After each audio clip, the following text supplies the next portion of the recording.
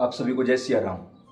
कितना भी भयानक पितृदोष हो, घर में कर्ज हो या कोई भी परेशानी हो, 29 मार्च यानी अमावस्या के पर्व पर रात को 8 बजकर ठीक 18 मिनट पर आपकी यह परेशानी दूर हो जाएगी।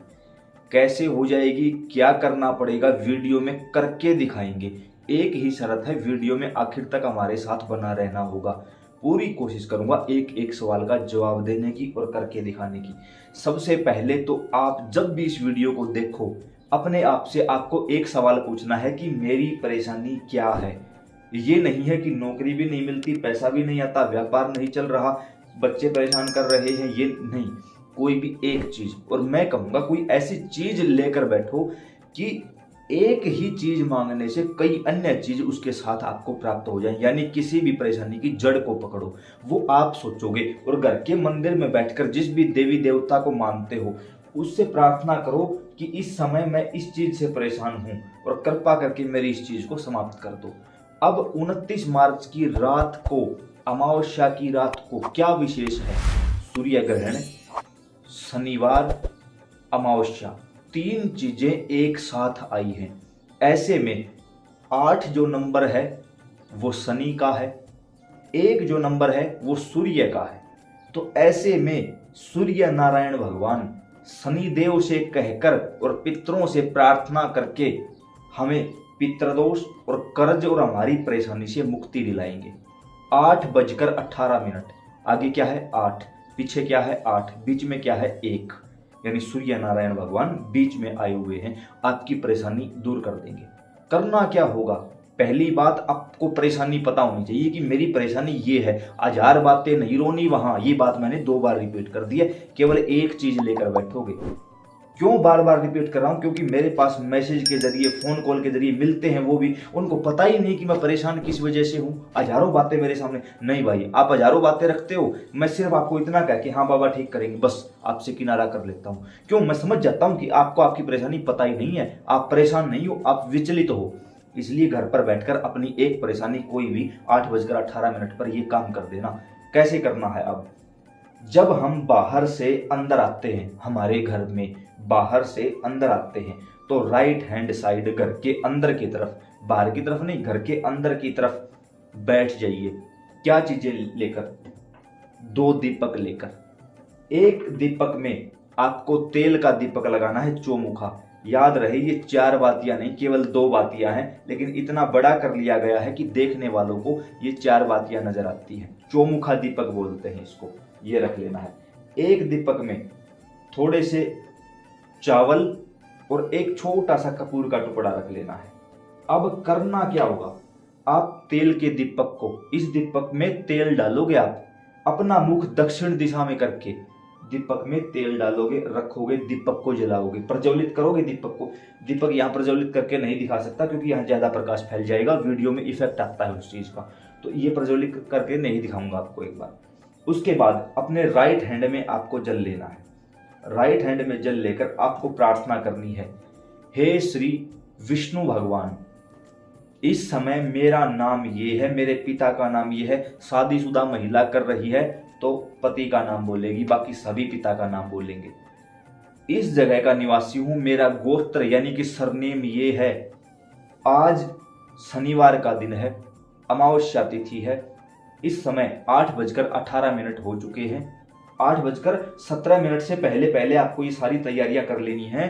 ठीक 8 बजकर 18 मिनट पर दीपक प्रज्वलित हो जाना चाहिए और आपके हाथ में जल, आप मतलब 1 आध मिनट ऊपर नीचे हो सकता है, लेकिन पूरी कोशिश करें। इस समय 8 बजकर 18 मिनट के इस पवित्र संयोग पर आपका तेल का दीपक प्रज्वलित किया है। मेरे ऊपर, मेरे परिवार के ऊपर, मेरे घर के ऊपर कोई देवी देवता नाराज हो, पितरों का प्रकोप हो, शनि की 7.5 हो, किसी ग्रह की करूर दिशा हो, या किसी भी प्रकार से मांगलिक दोष, काल सर्प दोष या कोई अन्य चीज मुझे परेशान कर रही हो, तो वो आज अभी इसी समय शांत हो जाए। मेरे घर में अगर पितृ मुझे परेशान कर रहे हैं, वो मलिन हैं, वो परेशान हैं, वो मजबूर हैं, तो सौपन के माध्यम से मुझे या मेरे परिवार में किसी को आकर संकेत दें कि क्या करना है, फिर मैं जो कहोगे वो करने के लिए तैयार हूं। यह बोलकर जल को नीचे की ओर छोड़ दो। अब आपको दूसरा दीपक प्रज्वलित करना है जिसके अंदर चावल रखे हुए हैं। छोटे सा कपूर का टुकड़ा रखना है, दीप प्रज्वलित करोगे आप अलग से, इस दीपक से नहीं, अलग से आपने दीप प्रज्वलित किया। अब ये थोड़ा सा जल आपने दोबारा से हाथ में लिया और प्रार्थना करना कि विष्णु भगवान रक्षा करना, सिर्फ इतना बोलना है और चारों तरफ जल का छिड़काव करना है।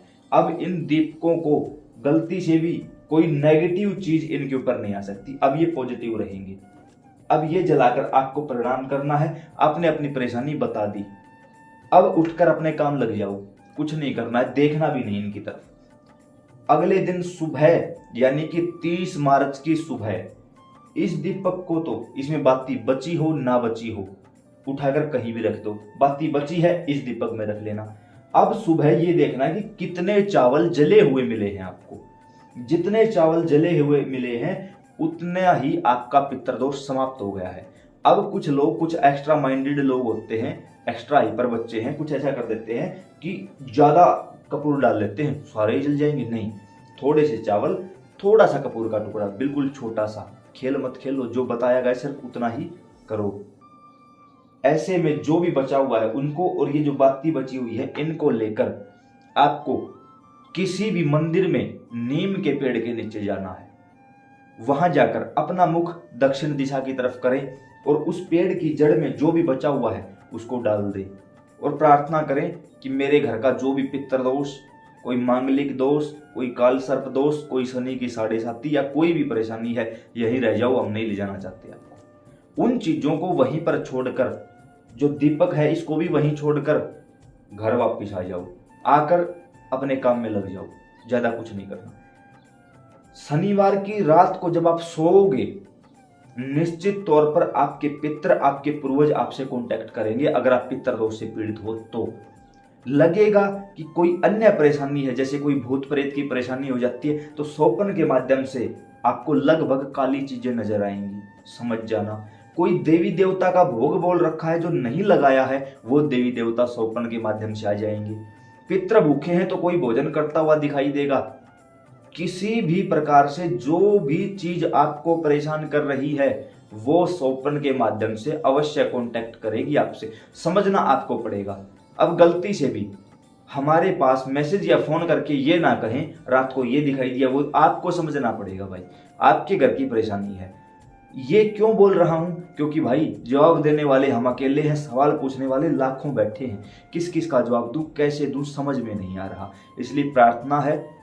और कुछ लोग तो इतने विशेष होते हैं, उनको पता है भाई सपने में बाबा श्याम दिखाई दिए, क्या मतलब है, क्या मतलब बताऊं, क्या बताऊं, आप लोग बताओ क्या बोलूं। भाई सपने में पूर्वज दिखाई दिए सफेद कपड़ों में, जब पता ही है कि पूर्वज हैं सफेद कपड़ों में हैं तो पितर हैं, बड़ी अच्छी बात है। लेकिन नहीं, उनको मेरे मुख से शाबाशी सुननी होती है कि वेरी गुड, शाबाश, बड़ी अच्छी बात है। नहीं भाई, मैं इन चीजों के लिए नहीं बैठा हूं। काफी लोगों ने कहा कि आपसे जुड़ना है तो नीचे डिस्क्रिप्शन में व्हाट्सएप ग्रुप का लिंक दिया हुआ है, जुड़ सकते हो। पितरों की पूरी पॉडकास्ट बना रखी है, इस वीडियो के एंड स्क्रीन के रूप में दे दी जाएगी, उसको देखना, सब समझ जाओगे पितरों से संबंधित। और रात को ठीक 8:18 पर ये काम कर दो, निसंदेह 100% तो नहीं, 80% आपका काम हो जाएगा। 80% तक आपके दोष, आपके कर्म शांत होंगे। आप स्वयं देखोगे कि सोपन के माध्यम से काम हुए हैं। अब ये है नहीं कि आज से पहले कुछ किया नहीं, एक रात में ये सब कुछ हो जाए, तो ऐसा होने वाला नहीं है। अब लगे कि जानकारी सही है, सबसे पहले तो इस श्याम परिवार का हिस्सा बन जाओ। देखो लाखों प्रेमी जुड़े हुए हैं, आप भी जुड़ जाओ। दूसरी चीज, इस वीडियो को उठाकर फेसबुक पर, व्हाट्सएप स्टेटस लगा लो, इंस्टाग्राम पर अन्य लोगों के साथ जरूर शेयर करें ताकि समय से पहले उन लोगों के पास ये चीज पहुंच सके। जय सिया राम।